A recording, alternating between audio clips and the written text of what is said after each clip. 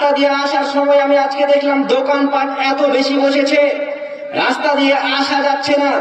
আপনি মাহফিল করেছেন, এই মাহফিলের জায়গাতে যদি একজন বক্তা না আসতে পারে, মানুষজন যদি না আসতে পারে, তার কি কষ্ট হয় না? কষ্ট হয়, এটাই স্বাভাবিক।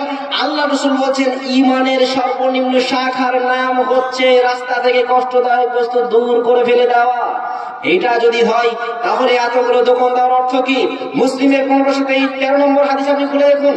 আল্লাহ রাসূল সাল্লাল্লাহু আলাইহি ওয়াসাল্লাম বলছেন, দেখো আহাব্বুল বিলাদ ইলাল্লাহ, আল্লাহর কাছে সর্বশ্রেষ্ঠ জায়গার নাম হচ্ছে মাসাজিদুহা মসজিদ।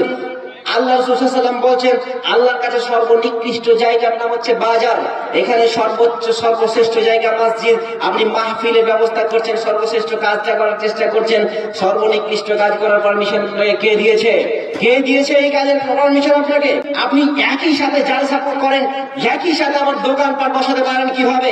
সবচেয়ে দুঃখজনক বিষয় হচ্ছে দোকানপাট তো বসেছে, এই দোকানপাটের দেখাশোনা করার জন্য, মানুষগুলোকে ঠিকঠাক আসতে দেওয়ার জন্য সেই জায়গাতে ভলান্টিয়ার পর্যাপ্ত পরিমাণে নেই কেন? জালসা দিয়েছেন, ভলান্টিয়ার থাকবে না কেন?